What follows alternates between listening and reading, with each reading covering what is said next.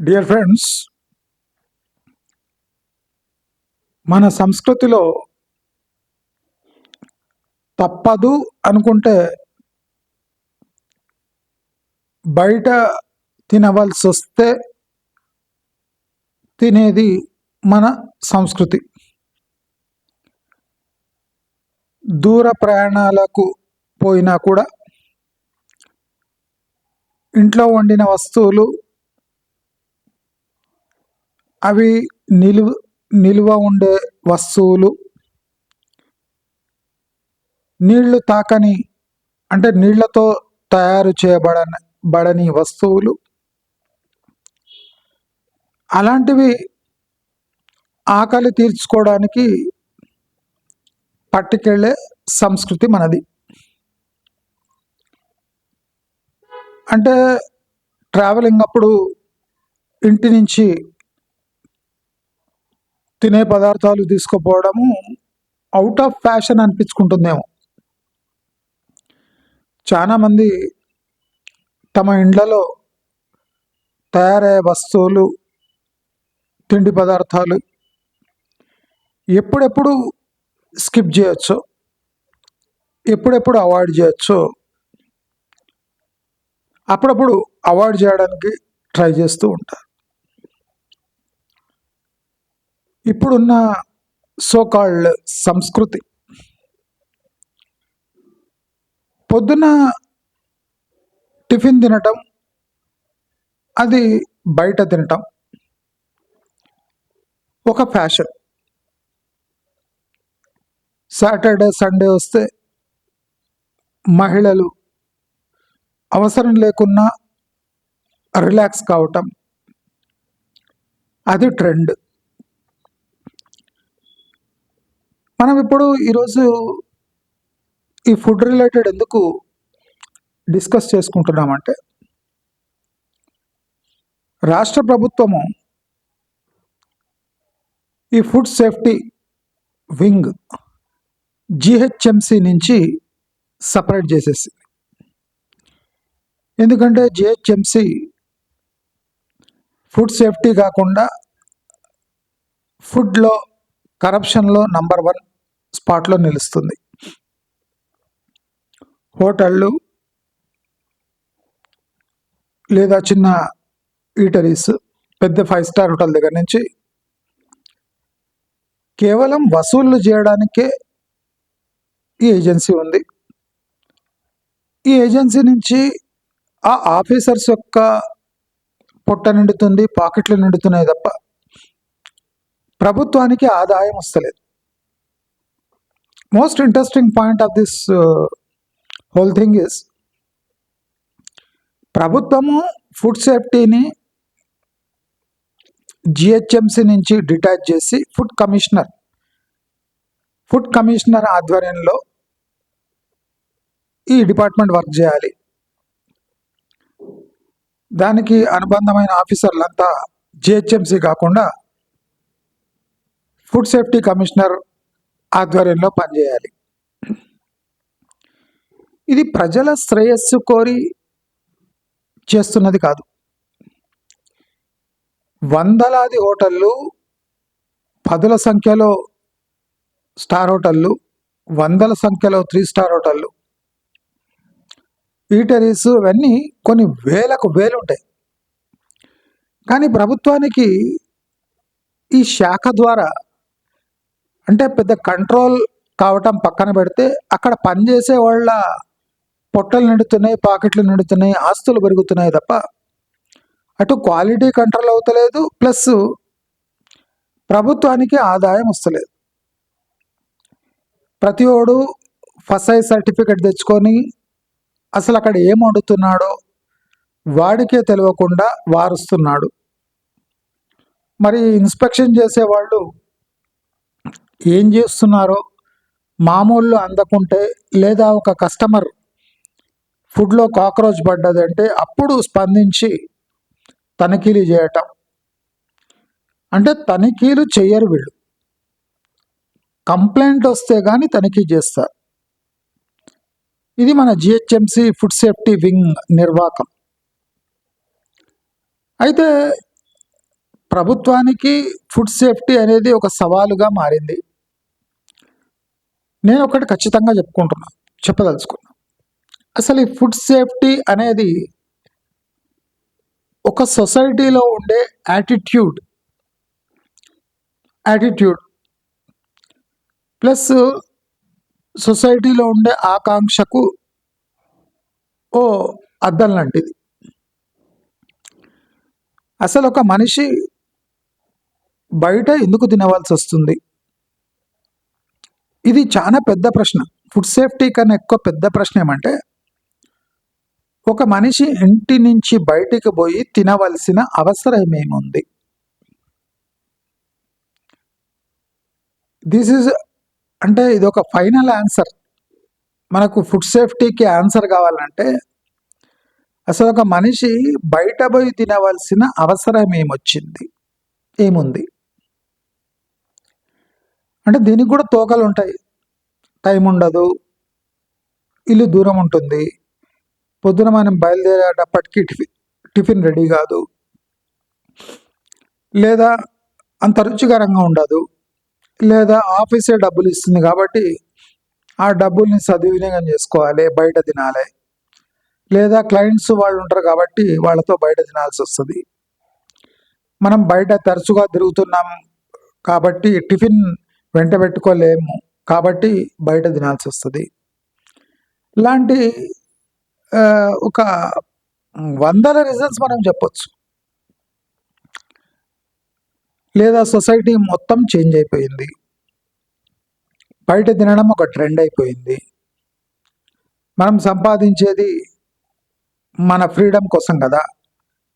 ఎంత సంపాదించినా మళ్ళా మహిళలను కిచెన్లో నొక్కడం అంత మంచి పద్ధతి కాదు. మహిళలకు కూడా అంటే ఫ్రీడమ్ కావాలి, కిచెన్ నుంచి ఫ్రీడమ్ కావాలి. వాళ్ళకు కిచెన్లో అంటే దాంట్లో కూర్చోబెట్టి ఎక్స్‌ప్లాయిట్ చేయడం, అంటే కిచెన్లోనే పెట్టి మహిళను రిస్ట్రిక్ట్ చేయడం అంత మంచి పని కాదు. మహిళలకు కూడా స్వేచ్ఛ కావాలి. అంటే మనము ఒక ఫుడ్డును బయట తింటున్నామంటే దాన్ని సమర్థించుకోవడానికి మనకు వందల వేల రీజన్స్ దొరుకుతున్నాయి. అదే మనం భోజనం ఇంట్లో ఎందుకు వండుకోకూడదు అంటే భయంకరమైన లాజిక్స్ కూడా దొరుకుతున్నాయి. ఆ లాజిక్ మన హెల్త్ని పాడు చేస్తుందని తెలిసిన ఆ లాజిక్ని మనం నమ్ముకుంటూ ఉన్నాం. ఇది ఒక పెద్ద విడ్డూరం. అయితే ప్రాక్టికలీ ఫుడ్ సేఫ్టీ ఇండియాలో పాసిబులా? ఇండియన్ క్యూజిన్ ఎలాంటిది? ఇక్కడ క్లైమేట్ ఎలాంటిది? ఇక్కడ ఫ్రిడ్జ్ లేకుండా ఏదైనా వస్తువు నిల్వ ఉంటుందా? ఎంతకాలం ఉంటుంది? అసలు రిజిస్టర్డ్ కానీ ఈటరీస్ పై ఫుడ్ సేఫ్టీ అథారిటీ ఆజ్మాయిషి చెలాయించగలదా? ప్రాక్టికలీ రిజిస్టర్ అయిన హోటల్స్ కానీ ఈటరీస్ కానివ్వండి, ఫుడ్ సప్లై కంపెనీస్ కానివ్వండి, ఎన్ని ఉన్నాయి? ఎంతమంది కేటరర్స్ గవర్నమెంట్ దగ్గర రిజిస్టర్ అయి ఉన్నారు? ఎంతమంది చిన్న బండ్లు కొట్ల వాళ్ళు గవర్నమెంట్ దగ్గర రిజిస్టర్ అయి ఉన్నారు? వాళ్ళు తయారు చేసే వస్తువు యొక్క ప్లేస్ తనిఖీకి యోగ్యంగా ఉందా? అసలు ఎక్కడ తయారు చేస్తున్నారు? అసలు ప్రోడక్ట్ యొక్క ఆరిజిన్ ఎక్కడ? దాని ఎండ్ యూజ్ ఎక్కడ? ఒక ప్రోడక్ట్ ఆర్గానిక్ లేదా సమ్ ఇన్ఆర్గానిక్ వేలో పండించబడుతుందా? అది ధాన్యం స్టేజ్ నుంచి దాని టాక్సిసిటీ లెవెల్ ఏముంది? మనం తరచుగా హైదరాబాద్లో తినే కూరగాయల యొక్క అంటే దాని సేఫ్టీ స్టాండర్డ్స్ ఏమున్నాయి?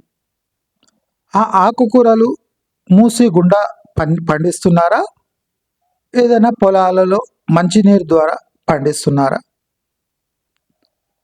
అసలు ఈ కూరగాయల ప్రాసెస్ ఏం చేస్తున్నారు?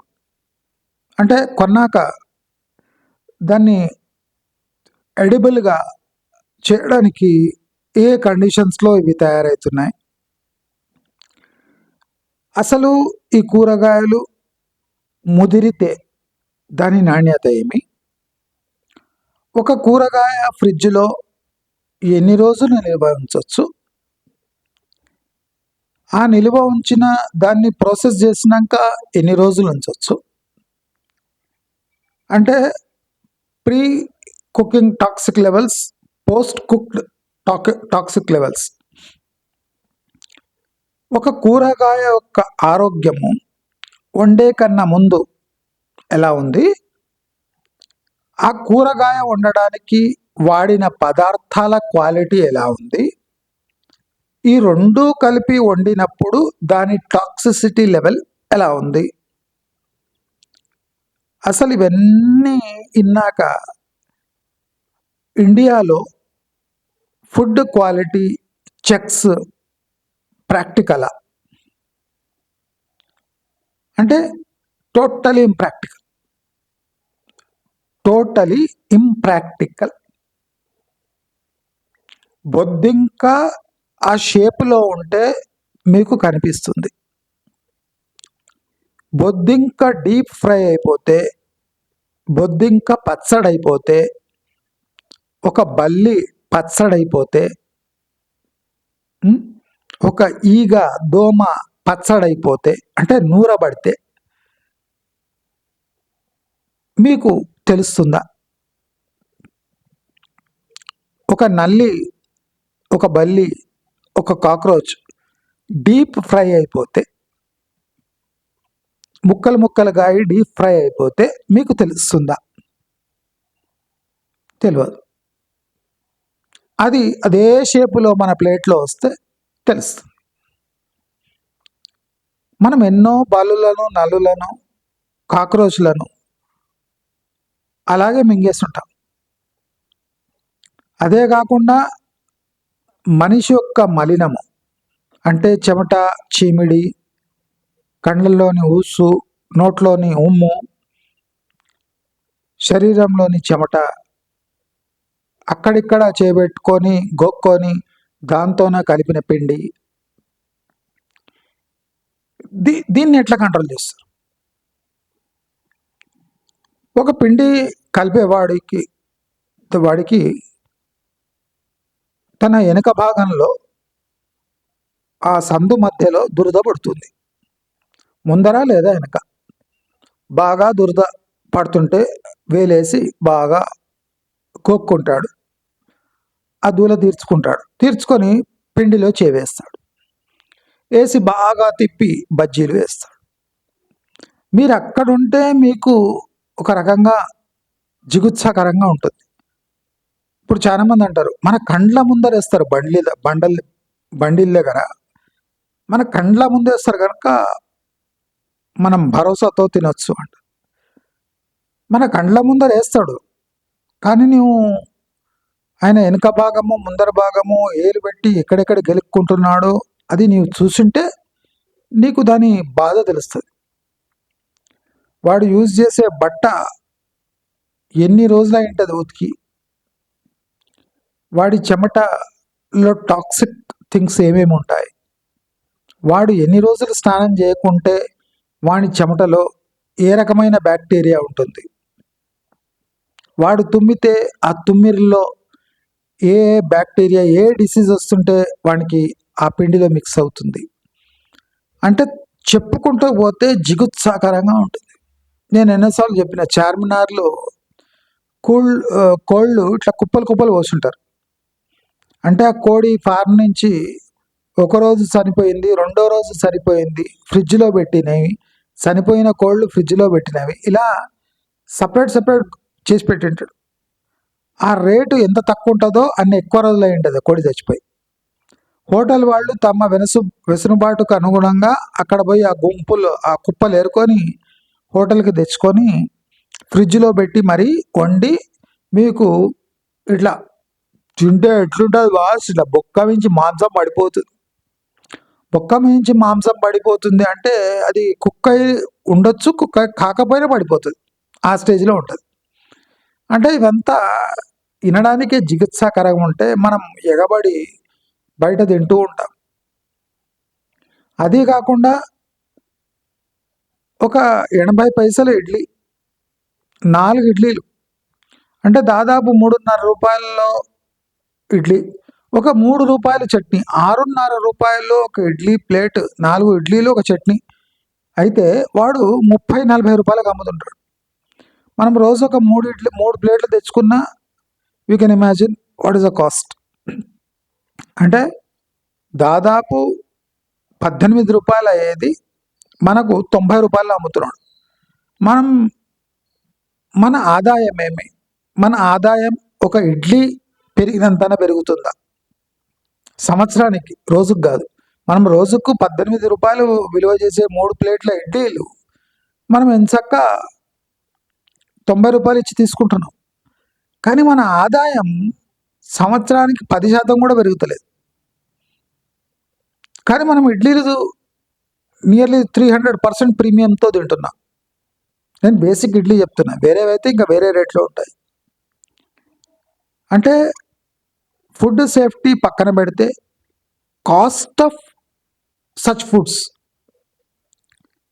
Premium, 300% premium. సేఫ్టీ దేవుడికి తెలియదు, ఎలాంటి పప్పులు ఉపయోగిస్తున్నాడో తెలియదు. హోటల్ పప్పులు అని సపరేట్ ఉంటాయి. గంజికి పోతే అంటే దాల్ మండి అక్కడిక్కడ పోతే అడుగుతాడు, సార్ హోటల్గా మీకా అంటాడు. ఫస్ట్ హోటల్కి అయితే చీప్ ఉంటుంది, అట్లీస్ట్ 60% తక్కువ ఉంటుంది, దానికి షేప్ ఉండదు, సైజు ఉండదు. ఫర్ ఎగ్జాంపుల్ సాంబార్ చేయడానికి కందిపప్పు దొరుకుతుంది. ఆ కందిపప్పు 40 రూపాయలు కిలో. హోటల్ కోసమా సార్ అంటే ఒక బ్యాగ్ ఉంటుంది, అది ఇస్తాడు, ప్రాబ్లం ఏముండదు. దానికి ఒక షేప్ ఉండే, సైజు గుండ్రు ఉంటాయి, ఇరిగిపోయినవి ఉంటాయి, అన్నీ ఉంటాయి. హోటల్లో తీసుకుపోయి గిర్నీకి వేసేస్తాడు డైరెక్ట్, అక్కడిక్కడ చూడవాడు, టోటల్ సంచి గిర్నీకి వేస్తాడు, పిండి తెస్తాడు, పిండి తెచ్చి సాంబార్ చేస్తాడు. అంటే ఒదిగొస్తుంది వాడికి. వాడ దీంట్లో కందిపప్పుల వాడు శనగపప్పు కలుపుతాడు థిక్నెస్ కోసం శనగపప్పు ఇంత ఈ హోటల్ పప్పు కందిపప్పు సాంబార్ తయారవుతుంది. మీరు ఎప్పుడన్నా హోటల్లో సాంబార్లో పప్పు చూసారా? చూడలేదు. ఎందుకంటే ఇదే రీజన్. 40 రూపాయలు కందిపప్పు దొరుకుతుంది, శనగపప్పు కూడా దానికన్నా తక్కువకే దొరుకుతుంది.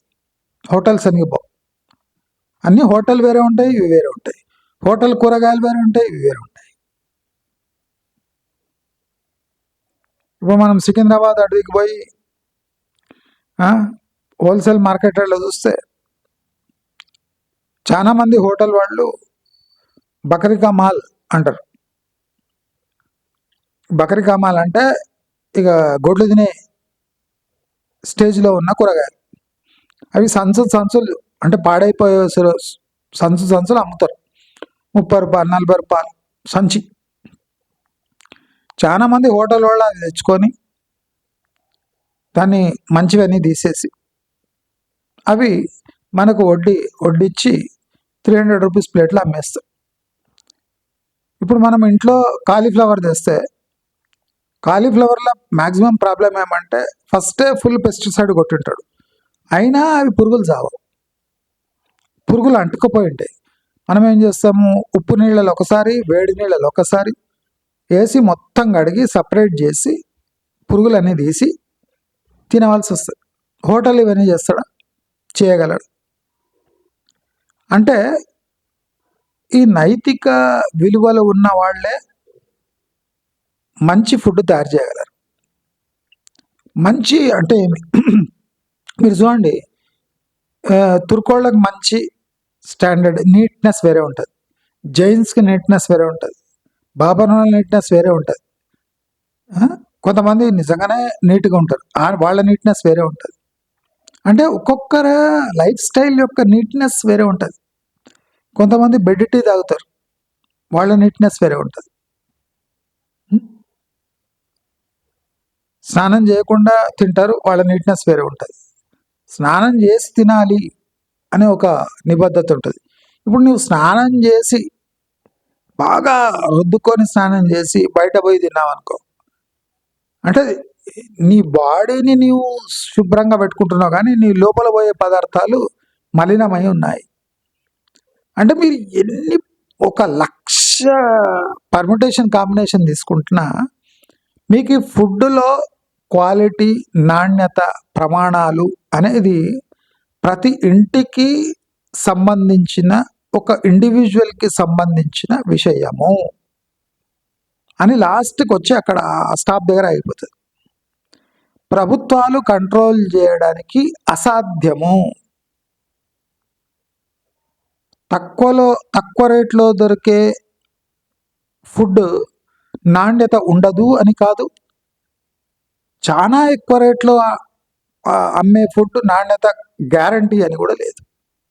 నేను ఒక ఎగ్జాంపుల్ చెప్తా. మన దగ్గర ఫుడ్ సేఫ్టీ అని ఎక్కువ మాట్లాడతారు కదా. ఇప్పుడు డైట్ ఫుడ్స్ అని ఉన్నాయి, డైట్ మిల్క్ అని ఉంది, దాంట్లో ఫ్యాట్ ఉండదు, అన్నీ తీసేస్తుంటారు, ఉట్టి నీళ్ళే. అది 30 రూపాయలు, 55 రూపాయలు, 58 రూపాయలు లీటర్ అమ్ముతాడు. అంటే దాంట్లో ఏముండదు, ఫ్యాట్ తీసేస్తాడు, ఇక ప్రోటీన్ ఉండదు, జస్ట్ నీళ్లు. బిస్లరీకి దానికి కలర్ తేడా ఉంటుంది అంతే. అది కాకుండా హెల్త్ ఫుడ్స్, క్యాలరీ తక్కువ ఉన్న ఫుడ్స్ అని 100,000 రూపాయలకు అమ్ముతున్నారు కిలో, ఆర్గానిక్ పేరుతోని. Light food, oil less food, ఈ షుగర్లెస్ ఫుడ్స్ అని ఖర్జూర పండు యాడ్ చేసి, ఖర్జూర పండు 80 రూపాయల కిలో, దానితో ఒక స్వీట్ తయారు చేసి అది 800 రూపాయల కిలోకి అమ్ముతున్నాడు. అంటే ఖర్జూరంలో ఉన్న మంచి గుణాలు ఆ స్వీట్లోకి పోతాయని 800 రూపాయలకు అమ్ముతున్నాడు. అసలు ప్రతి ఒక్కటి మనం చూస్తే నాణ్యత లేకుండా డబ్బు దోచుకునే పద్ధతులు. ఒకడేమో ఆయిల్ లెస్, ఒకడేమో షుగర్ లెస్, ఇంకోటేమో కొలెస్ట్రాల్ ఫ్రీ అనేది, ఇంకోటేమో ప్రోటీన్ ఫుడ్ అని. అంటే ఏదో రకంగా మభ్యపెట్టి దానికి ఉన్న సహజ లక్షణాలు కప్పిపెట్టి అతి ఎక్కువ ధరలో అమ్మడమే ఫుడ్ బిజినెస్ యొక్క ముఖ్య ఉద్దేశం. మరి ఇంత కసిగా జనాలు దోచుకోవడానికి సిద్ధంగా ఉంటే, ఆ దోచుకోబడడానికి కూడా ప్రజలు సిద్ధంగా ఉంటే, ప్రభుత్వము ఎన్ని ఏజెన్సీలు మార్చినా, ఎంతమందిని మార్చినా ఒకటి ప్రభుత్వం చేయగలదు, ఈ లైసెన్సింగ్ ఫీజ్ పెట్టి అడ్వాన్స్లో డబ్బులు గుంజేసి తమ ఖాతాల్లో వేసుకొని ప్రజలు ఏ సాగు వస్తారో సావండి అని విడిచిపెట్టడం. అంటే ఈ ప్రభుత్వం కూడా ఏం చేయలేదు, ప్రభుత్వం పరిధి దాటిన విషయం అయిపోయింది. ఎందుకంటే సొసైటీలో ఒక టైప్ కల్చర్ డెవలప్ అయిపోయింది.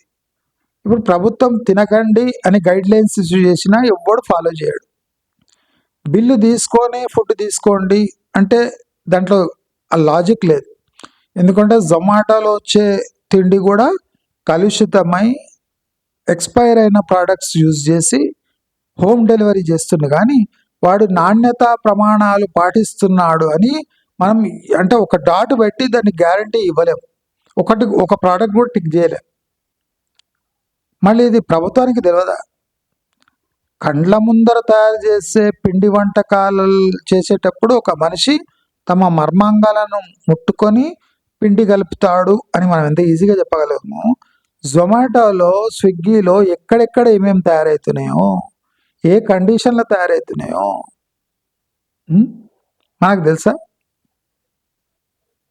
అంటే ఇది రెగ్యులేట్ చేయగలిగిన ఒక ప్రాసెసేనా? దీంట్లో తప్పెవరిది? మీ అవసరానికి మేము అవి అందిస్తున్నామని గర్వంగా చెప్పుకుంటాయి ఫుడ్ ఏజెన్సీస్. మీరు అంతే గర్వపడి తింటూ ఉంటారు, కానీ మీకు తెలుస్తుంటుంది దీంట్లో నాణ్యత లేదు, దోచుకోబడుతున్నామని. కానీ మీరు బహుశా మేము చేసుకోలేము, మాకు టైము లేదు గనక మనం కాంప్రమైజ్ అవుతామని అవుతూ ఉంటారు. అంటే మేము ఇక్కడ చూస్తే ప్రతి ఒక్కడు అమాయకుడే, ప్రతి ఒక్కడు బిజీ మనిషినే, ప్రతి ఒక్కడు తన స్థాయిలో నాణ్యత పాటిస్తూ ఉన్నాడు. గవర్నమెంట్ కూడా తనిఖీలు చేస్తూనే ఉంది. గవర్నమెంట్ ఫసాయి సర్టిఫికెట్లు కూడా జాగ్రత్తగా ఇష్యూ చేస్తుంది. అందరికీ వార్నింగ్ ఇష్యూ చేస్తూనే ఉంది ప్రభుత్వం. అయినా ఇవి కట్టుదిట్టంగా అమలవుతలేదు అంటే దానికి కారణం ఎవరంటే మనమే. బెస్ట్ ఫుడ్ ఇన్స్పెక్షన్ జరుగుతుంది అంటే ఇంట్లోనే జరుగుతుంది, బయట ఎక్కడ జరగడానికి వీల్లేదు. గుడ్డు తిన్నా గుడ్డులో ఉన్న కెమికల్స్, హార్మోన్స్ ఇంజెక్టెడ్ కోడి ఎలాంటి గుడ్డు పడుతుందో అని కొంతమంది రేజ్ చేశారు. ఎందుకంటే గుడ్డు ధర బాగా పెరిగిపోయింది కదా, పడేయడానికి డిస్కషన్ స్టార్ట్ చేశారు. మళ్ళీ కోడే తింటున్నారు కదా, డైరెక్ట్ ఇంజెక్టెడ్ హార్మోన్ ఇంజెక్టెడ్ కోడి నేను ఒక 10 సంవత్సరాలు తింటే నా బాడీ పరిస్థితి ఏమి అని ఇవ్వడం ఆలోచిస్తలేడు. ఒక ఎగ్గులో ఆ ఎంజైమ్ లేదా హార్మోన్ పోయి ఎగ్గుని ఎఫెక్ట్ చేస్తుంది. అంటే ఎట్లా వీలుంటే అట్లా తిప్పుకోవడం. మనం చూస్తే ఒకసారి పార్లేజీ మనం ఒక 1 వీక్ తిని ఒక గ్యాప్ ఇచ్చి ఇంకో వీక్ తింటే ఆ బిస్కెట్లనే తేడా ఉంటుంది. తీపి తక్కువ ఉంటుంది, ఎమల్సిఫైయర్ ఎక్కువ ఉంటుంది, ఓసారి బిస్కెట్ల వాసన వస్తుంటుంది. పార్లేజీ ఫేమస్ బిస్కెట్ కదా. అంటే అట్లా ఎందుకు వస్తుంది అంటే ఆ పార్లేజీ వాడు ఎవరో లోకల్ వెండర్కి ఇచ్చింటాడు, మ్యానుఫ్యాక్చరర్కి లైసెన్స్ ఇచ్చింటాడు, ఆ లోగో ఇచ్చింటాడు. నీవు నా తరఫున తయారు చేసి ఆ లోకల్లో సప్లై చేయి. అక్కడ నాణ్యత ప్రమాణాలు ఎవరు పాటిస్తారు? ఒక క్వాలిటీ ఫుడ్ ఇన్స్పెక్టర్ ఉన్నా అక్కడ నాణ్యత కలిగిన వస్తువులు తీసుకొని తయారు చేసేవాడి నైతిక విలువలపై ఆధారపడి ఉంటుంది. ఇప్పుడు ఇంట్లో ఒక వంట ఆమె చేసే వంట దాని నాణ్యత ఎలా ఉంటుంది, అదే మీ ఇంట్లో ఆడవాళ్ళు చేస్తే దాని నాణ్యత ఎలా ఉంటుంది. టేస్ట్ పక్కన పెట్టండి, వంట మనిషి చాలా మంచిగా చేస్తుండొచ్చు, హోటల్లో చెఫ్ అద్భుతమైన టేస్ట్ ఇస్తుండొచ్చు, పెండ్లిళ్ళ క్యాటరర్స్ ఆహా అనేటట్టు చేస్తుండొచ్చు. కానీ ఈ నాణ్యత పాటించగలిగేవారు అంటే నేను ఒక 90% చెప్పగలను మన ఇంటి వాళ్ళు. ఆ నాణ్యతలో అంటే నాణ్యత ఉంటుంది అని ఎన్ష్యూర్ చేసే వాళ్ళు ఎవరు? ఇంటి మొగోడు. అంటే నేను నాణ్యమైన పదార్థాలు తీసుకొని వచ్చి ఆవిడికి ఇస్తే ఆమె నాణ్యమైన పదార్థాలు కిచెన్లో వండుతుంది. అంటే ఇద్దరు భాగస్వామ్యులే. మనం ఈ టోటల్ డిబేట్లో ఇట్లా బయట దొరకలేవు ఇవన్నీ వేస్ట్. ఇవి బయట అనగానే నాణ్యత మర్చిపోవాలి. ప్యూర్ గీనా అవన్నీ పక్కన పెట్టండి. చాలామంది అంటారు మనసు పెట్టి వండితే అది మంచిగా అవుతుంది అని, లేకపోతే అది బాడీకి మంచిది కాదని. మరి ఏ మూడ్లో ఏ చెఫ్ ఎలా వండుతాడు?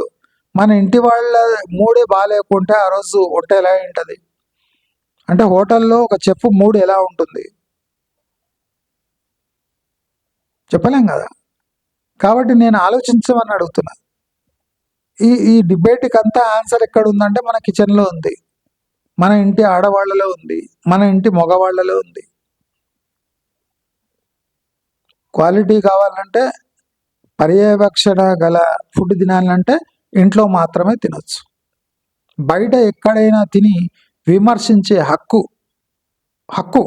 ఎవరికీ లేదు.